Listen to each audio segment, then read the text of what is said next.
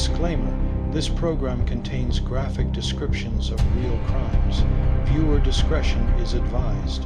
All parties are presumed innocent until proven guilty in court. 3 months after marrying her high school lover, his body was found buried in her backyard. He was the boy she dreamed about since high school, the one she finally got to marry after years apart. To friends, it looked like destiny, a love story that had come full circle. But just 3 months after their wedding, Jacob Hayes was gone. His laughter silenced, his future stolen, and his body buried beneath the very backyard where they once planned to raise a family. How does a promise of forever turn into a secret grave so quickly? And what dark truth was hiding behind the smiles in their wedding photos? Emily and Jacob met in sophomore year of high school. She was the bright, artistic girl who always had paint on her hands. He was the quiet but athletic boy who played basketball. Their romance was classic: homecoming dances, notes slipped into lockers, long drives with the windows rolled down. After graduation, life pulled them apart. Emily went to college in another state. Jacob stayed behind, working at his father's auto shop. For nearly a decade, they lived separate lives. Emily had a few relationships. Jacob dated here and there, but neither forgot the other. When Emily returned to her hometown years later, the spark reignited instantly. Friends joked that fate had finally brought them back together. Within a year, Jacob proposed. Emily posted the engagement ring on Facebook with the caption, "Full circle, I get to marry my best friend." In June, they exchanged vows in a small church, surrounded by family, classmates, and neighbors. Pictures showed Emily in lace, Jacob beaming, both of them laughing as if nothing could break them apart. No one could have predicted that by September, Jacob would be dead. Married life looked picture perfect on social media. Emily posted photos of their new home, a modest 2-bedroom house with a spacious backyard. Friends saw barbecue parties, date nights, and affectionate selfies. But behind closed doors, tensions brewed. Jacob's friends noticed he had grown distant. The once laid-back mechanic now seemed anxious, even paranoid. He confided in his best friend, Tyler, that Emily was different. He couldn't explain it fully, only that arguments about money, jealousy, and control had become routine. Emily, meanwhile, told her sister that Jacob wasn't the man she thought she married. She claimed he had a temper, that he was irresponsible with money, and that sometimes she feared he was hiding something. These conflicting stories created a fog of suspicion, but no one thought it would escalate beyond typical newlywed struggles. On a cool September morning, Jacob didn't show up for work. His father called repeatedly, but the phone went straight to voicemail. At first, people assumed he'd taken a day off, but when another day passed without word, alarm bells went off. Emily told everyone Jacob had stormed out after a fight. She claimed he said he needed space and had packed an overnight bag, but friends found the story odd. Jacob was close to his father and brother, and he never missed work without telling someone. More unsettling, his car was still parked in the driveway. Emily brushed off concerns, insisting he'd be back soon. She even posted on Facebook, "Sometimes love needs space," hoping Jacob clears his head and comes home soon. 2 weeks later, the search began in earnest. Flyers went up. Police questioned Emily. She repeated the same story. Jacob left after an argument and hadn't returned. Still, detectives felt something wasn't right. Neighbors played a critical role in unraveling the truth. One recalled seeing Emily outside late at night with a shovel. Another noticed patches of disturbed soil near the garden, covered clumsily with mulch. At first, no one wanted to believe the whispers. But as weeks turned into months, suspicion grew unbearable. In December, exactly 3 months after Jacob vanished, police obtained a search warrant. They brought cadaver dogs to the property. Within minutes, the dogs alerted near the backyard flower bed. Officers began digging. What they uncovered was every spouse's nightmare, a shallow grave containing the decomposed remains of Jacob Hayes. The body was wrapped in a tarp. His wedding ring was still on his finger. The fairy tale marriage had ended in a backyard burial. The discovery shocked the entire town. Emily was immediately taken into custody. Her calm demeanor stunned even seasoned detectives. She didn't cry. She didn't protest. She simply said, "I knew you'd find him eventually."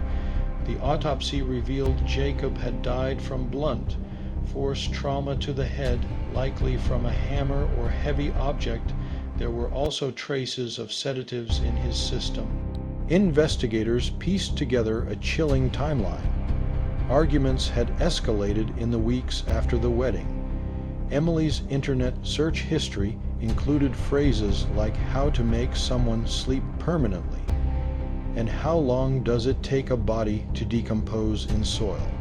Detectives also discovered Emily had taken out a life insurance policy on Jacob just weeks after the wedding, something she never disclosed to him. The policy was worth $250,000. The motive became clear: greed, control, and a dark obsession with power. The trial drew massive media attention. The image of the grieving young widow was shattered as prosecutors painted Emily as manipulative, calculating, and cold-blooded. They presented evidence of her internet searches, testimony from neighbors, and financial documents linking her to the insurance scheme. The most damning piece, Emily's fingerprints on the tarp used to wrap Jacob's body. Her defense team argued self-defense. They claimed Jacob had become violent during an argument, and Emily struck him to protect herself. Panicked, she buried him instead of calling the police, but the jury didn't buy it. The sedatives in Jacob's system suggested premeditation, not panic. After 2 weeks of testimony, Emily was found guilty of first-degree murder. She was sentenced to life in prison without the possibility of parole. For Jacob's family, the verdict was bittersweet. They finally had answers, but the pain was immeasurable. His mother broke down outside the courthouse, sobbing, "We gave her our son, and she put him in the ground." The town remained haunted by the case. The backyard where Jacob was buried became a symbol of betrayal. How love can mask darker intentions. Emily, once the girl everyone admired, was now a cautionary tale.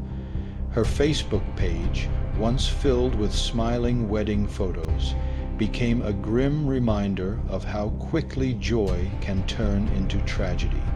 This case forces us to ask unsettling questions. How well do we truly know the people we love? What darkness can lie beneath the surface of a picture-perfect romance? And how many lives could be saved if we paid closer attention to the cracks before they split wide open? 3 months, that's all it took for Emily Carter to transform from bride to murderer, from wife to widow, from a love story to a nightmare. In the end, Jacob Hayes never left after that fight. He never walked away. He never had the chance, because the woman he trusted most, the girl he loved since high school, made sure his final resting place would be just steps away from their marital bed, buried in the backyard, beneath the soil of a dream that turned into a grave. When police unearthed Jacob Hayes from the dirt behind the home he shared with Emily, it was the ending everyone feared, but the story was only beginning. The grave told one truth, but the courtroom, the witnesses, and Emily's chilling behavior revealed so much more.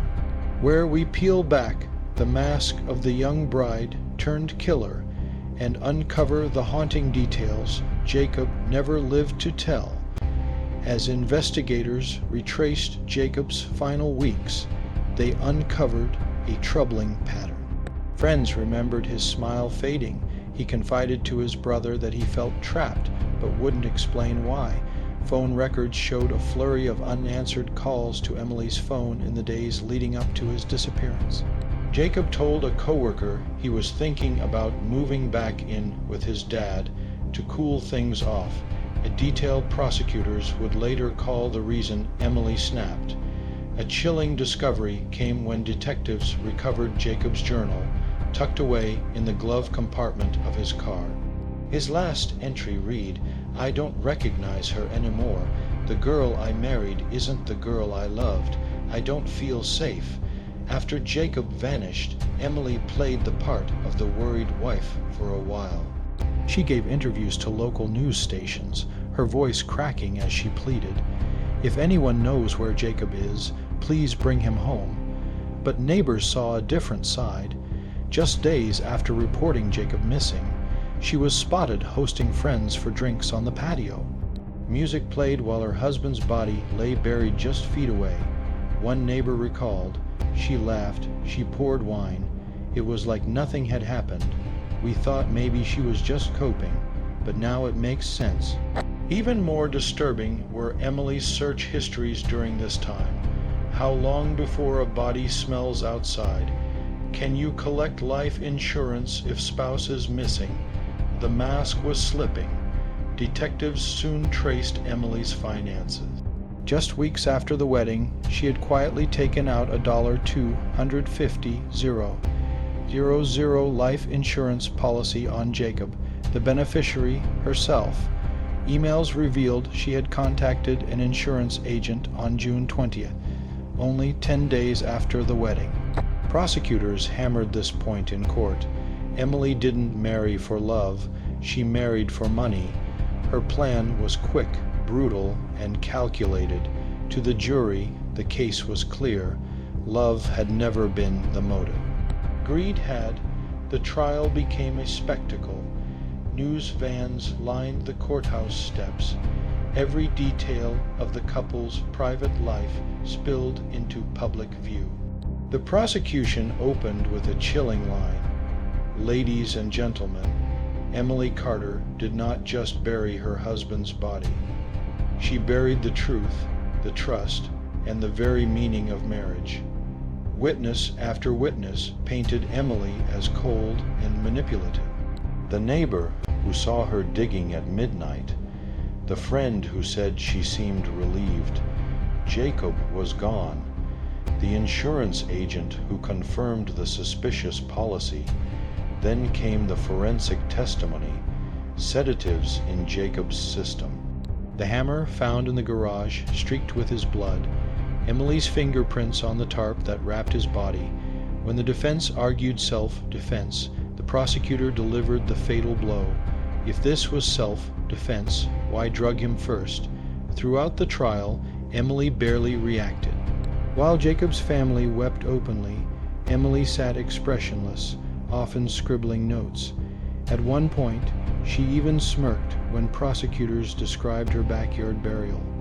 Reporters described it as a smile that chilled the room. Her own sister testified against her, admitting Emily had once confessed, "Sometimes I regret marrying Jacob. He's worth more dead than alive." The jury audibly gasped. After just 6 hours of deliberation, the jury returned guilty of first-degree murder. Jacob's mother collapsed in tears. His father clutched a photo of his son, whispering, "Justice, finally." Emily showed no emotion as the judge read the sentence, life in prison without parole. But the case didn't end there. In the years since, the backyard house has become infamous. No one stays long. Locals say the soil is cursed, that flowers won't grow where Jacob was buried. True crime enthusiasts flock to the neighborhood, snapping photos, pointing to the flower bed where the secret grave was found. Jacob's family started a foundation in his name, focused on supporting young men in toxic or abusive relationships. His mother has spoken publicly. If Jacob had felt safe enough to share what was happening at home, maybe he'd still be here. The tragedy became more than a story of murder. It became a warning. Behind every headline, there are pieces we often miss. the journal entries of fear, the subtle red flags, the silences we ignore. Jacob Hayes' story reminds us that evil doesn't always look like a stranger in the dark. Sometimes it looks like the person smiling beside you in wedding photos. 3 months after saying "I do," Emily Carter said something else with her actions. "I don't," not to love, not to marriage, but to Jacob's very life.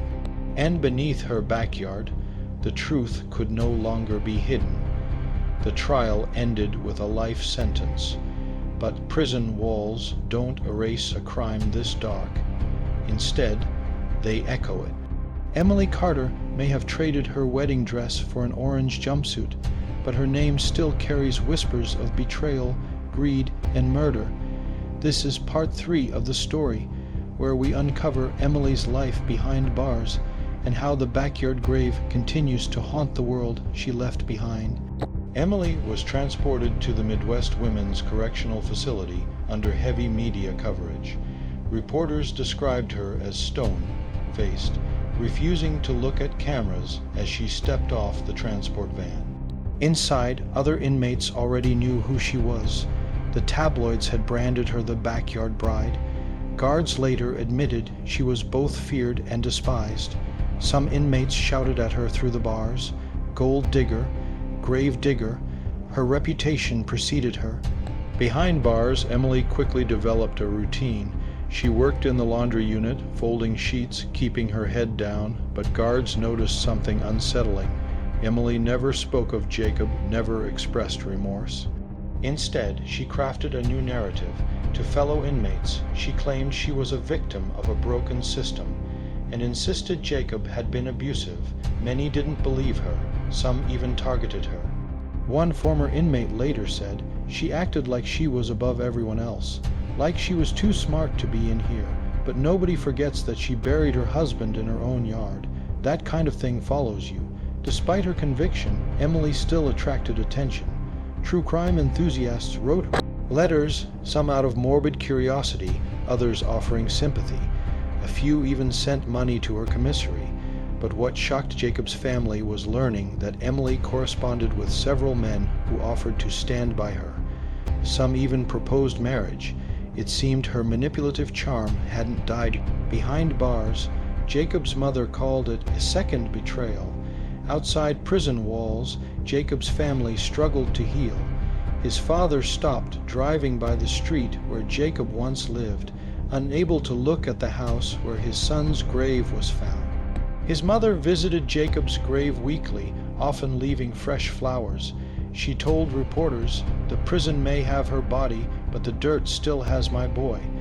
The family's foundation, created in Jacob's honor, grew into a support network for men in controlling or abusive relationships. They gave talks at schools and universities, using Jacob's story as a haunting lesson. Every time they spoke his name, they ensured Emily's betrayal wouldn't silence him forever. The modest home where Emily and Jacob once lived became a local landmark for all the wrong reasons. After the trial, no one wanted to buy it. Realtors tried disguising the backyard, but word always spread. This was the graveyard house. Neighbors said the property carried an energy of unease. Lawns wilted, tenants moved quickly. Some claimed they heard strange noises from the yard at night, though others insisted it was just the weight of knowing what had happened there. The soil itself had become part of the story. Over time, Emily adapted to prison life. She gained the nickname the Widow among inmates. Some mocked her, others kept their distance. A guard later admitted she wasn't violent, but she had this coldness, this ability to manipulate. It was like watching someone play chess while everyone else was playing checkers. Rumors spread that Emily tried to charm prison staff for favors. Some guards resisted. Others were quietly disciplined after investigations found inappropriate exchanges of notes. Even in confinement, Emily found ways to wield influence. Years later, documentaries revisited the case, Podcasts dissected Emily's motives. YouTube channels analyzed her every move. The phrase "buried in the backyard" became shorthand for domestic betrayal. For true crime audiences, the story never lost its sting because it hit too close to home. The person you love most, the one who vows to protect you, turning out to be your executioner. Even today, when people search Emily Carter's name, the first image isn't her wedding day. It's the mugshot, cold eyes staring into the camera, forever tied to the grave she dug. Emily Carter's life behind bars may seem like justice served, but for those left behind, the wounds never closed. Jacob Hayes' laughter will never return. His future, his family, his dreams, all stolen, then buried under a thin layer of soil. And while Emily now wakes up each day behind steel doors and concrete walls, the echo of her crime travels far beyond prison gates. Because this story doesn't end with a sentence, it lingers in the backyard that became a graveyard. It lingers in the family still mourning. It lingers in the warning that even the purest love stories can carry the darkest secrets. Emily's cell may hold her, but her shadow, it still reaches out. The courtroom may have closed its doors, but outside, the world couldn't look away. Emily Carter's story didn't just shock a town, it spread like wildfire across newspapers, TV broadcasts, podcasts, and social media feeds. The name Backyard Bride became a headline, a meme, and a warning. Where we step outside the trial and into the storm it created. From the moment Jacob's body was uncovered, national outlets descended on the quiet neighborhood. Cameras panned over the modest home, narrating how a newlywed love story had ended in dirt. Tabloids branded Emily the backyard bride, while others called her the shallow grave widow. Local papers struggled to keep up with the demand for updates. Every new detail, from the hammer in the garage to Emily's internet searches, made the front page. Cable news anchors debated her motives late into the night. Was it greed, jealousy, or something darker no one could explain? On Facebook, strangers dissected Emily's old wedding photos. Smiling faces were now captioned with chilling comments. She was planning his death that day. True crime forums exploded with theory. Some insisted Emily had an accomplice. Others speculated Jacob had discovered something about her past that led to his murder. TikTok creators reenacted courtroom clips. Hashtags like #BackyardBride and #BuriedByLove trended for weeks, with millions of views. The story wasn't just news. It was entertainment, debated, remixed, and reshared until Emily's name became as infamous as the crime itself. Months after the verdict, several jurors agreed to interviews. Their accounts revealed just how powerful the evidence had been. One juror said, "When we saw her search history, how to make someone sleep permanently, that was it for me. That wasn't a panicked wife. That was premeditation." Another recalled the emotional impact of Jacob's journal entry. "I don't feel safe." They admitted Emily's cold demeanor in court sealed her fate. She never once looked like someone who had lost a husband. She looked like someone who had lost control. The cultural impact was undeniable. Documentaries rushed to retell the story. Streaming platforms fought for rights to dramatize it, and podcasts devoted entire seasons to dissecting every twist. In bookstores, a true crime author released Buried Vows, the story of the Backyard Bride, which became a bestseller. Universities even used the case in criminal psychology classes, analyzing Emily's behavior as a study in manipulation, greed, and psychopathy. The term Backyard Bride entered the true crime lexicon, forever linked to betrayal wrapped in lace. For Jacob's family, the attention was a double-edged sword. On one hand, the widespread coverage ensured Jacob's name would never be forgotten. On the other, they felt his memory was overshadowed by Emily's infamy. His mother told a reporter, "Every headline says her name, but it was Jacob who lost his life." Jacob, who deserved the spotlight, the family continued speaking out at events, reminding audiences that behind every viral case is a victim who can't tell their own story. Years later, the Backyard Bride story still lingers in cultural memory. Online discussions resurface whenever a new case, marital betrayal emerges. Documentaries revisit the haunting image of Jacob's body in the backyard. Emily's mugshot remains a haunting reminder that evil doesn't always look like a monster. Sometimes it looks like a bride in white. The house where it all happened still stands. New owners tried painting it, planting fresh grass, covering the past. But locals say it can never escape what the media burned into public memory.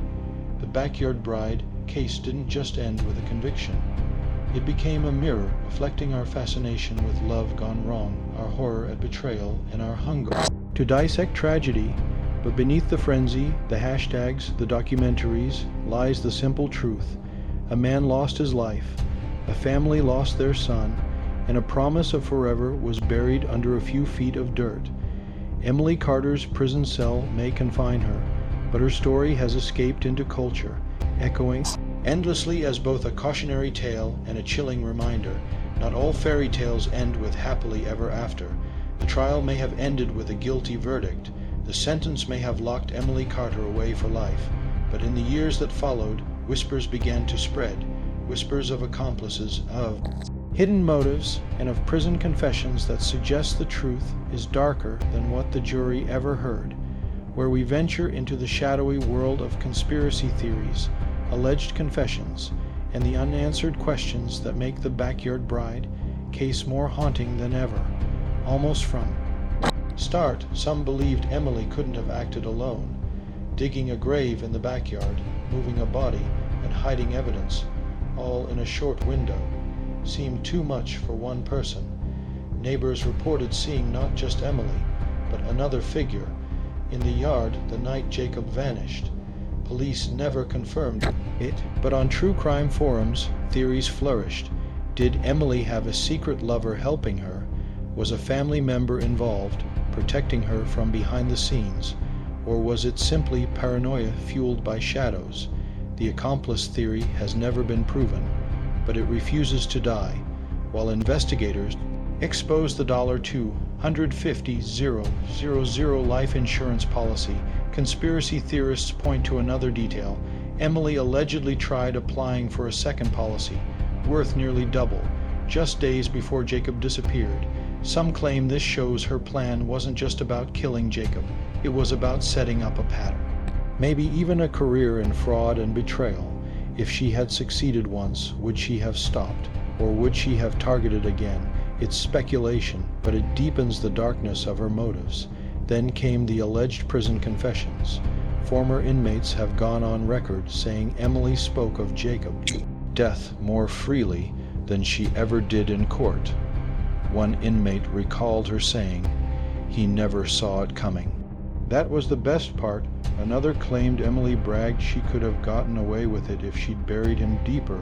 Of course, prison rumors are messy. Some may be lies, others exaggerated, but the chilling consistency of the stories, Emily speaking casually about killing Jacob, added fuel to the fire. Years later, a tabloid reported that Emily kept her own journal in prison, allegedly confiscated by guards.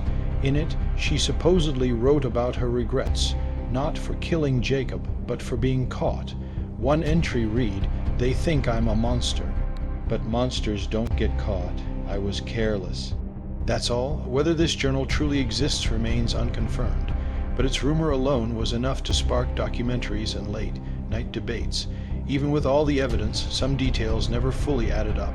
Why was Jacob drugged and bludgeoned? Did Emily panic, or was someone else involved? Why did she wait hours before burying him instead of disposing of the body elsewhere? And most unsettling, what happened to the supposed overnight bag Emily claimed Jacob packed before leaving? It was never found. These unanswered questions keep the conspiracy flames alive. True crime podcasts devoted entire seasons to alternative theories. Reddit threads speculated that Emily may have been part of a secret insurance fraud ring. Others claimed her family knew more than they admitted. TikTok creators staged dramatizations of her supposed prison confessions. YouTube videos racked up millions of views exploring every loose thread. The Backyard Bride wasn't just a crime anymore. It was a modern-day legend, constantly rewritten, debated, and twisted into new shapes by the public imagination. The court said Emily Carter acted alone.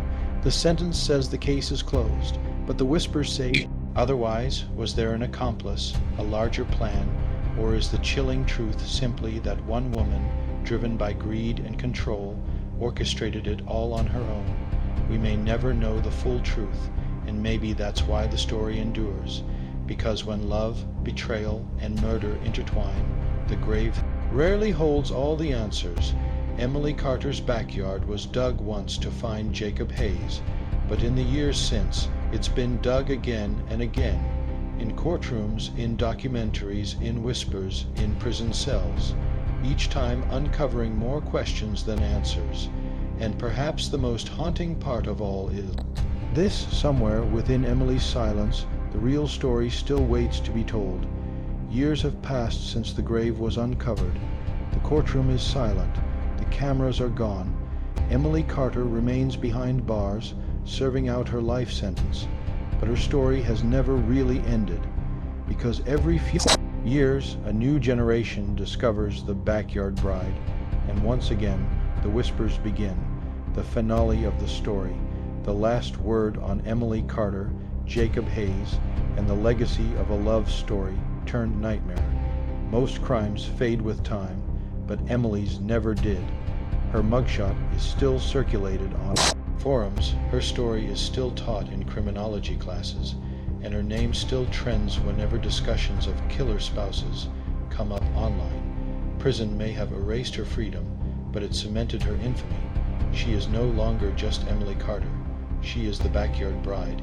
Teenagers who weren't even alive when the case broke now binge true crime documentaries about her. They watch TikToks reenacting the trial, listen to podcasts whispering about her supposed prison confessions, and debate whether she acted alone. For them, Emily isn't just a person. She's a cautionary character, a villain in a modern-day fable, and Jacob, his name resurfaces with each retelling, his story immortalized as the victim whose trust became his undoing. Counselors, psychologists, and even dating coaches sometimes reference the Backyard Bride case as a warning. They remind people, pay attention to red flags. Money and control can twist love into something dangerous. Even those who seem picture perfect can carry hidden shadows. Emily's story has become more than crime. It has become a lesson whispered in classrooms, sermons, and late-night conversations between friends. Behind prison walls, Emily remains silent. She rarely gives interviews, and when she does, she insists she was misunderstood. Yet even her attempts to rewrite history only fuel further fascination. In a strange way, Emily is now a prisoner not just of the state, but of her own narrative. She can never escape the name the media gave her. She will forever be the Backyard Bride. For Jacob's family, the years have dulled none of the pain. His mother still visits his grave. His father still speaks of him in the present tense, as if refusing to let him be just a headline. The foundation in Jacob's name continues to grow. At awareness events, speakers often end with the same line: if it could happen to Jacob, it could happen to anyone. Trust your instinct. Don't ignore the cracks. Through their grief, they've ensured Jacob's legacy is not buried. The backyard where Jacob was buried still stands. New owners come and go, but the locals say the ground itself feels wrong. Some swear the grass never grows evenly there, as if the earth remembers. The house has become a grim landmark, not because of its bricks and paint, but because of the story it carries. A story of love, betrayal, and death that no renovation can erase. Emily Carter's story is a haunting reminder that love can hide the darkest of motives. Her wedding vows ended not in forever, but in a shallow grave. Generations will continue to rediscover the Backyard Bride, debating the conspiracies, replaying the evidence, and asking the same chilling question: how could she? But the truth is simple and devastating. Emily Carter will be remembered forever, not as a wife, not as a bride, but as the woman who turned a home into a graveyard. And Jacob Hayes, he will be remembered as the man who trusted too deeply, loved too completely, and paid the ultimate price. In the end, this story isn't just about Emily or Jacob. It's about all of us, about the fragile line between devotion and destruction, about how quickly love can curdle into something unrecognizable. The fairy tale became a warning, the bride became a ghost, the backyard became a scar, and the final word is this: some graves are dug not just in soil, but in memory where they will never be covered again.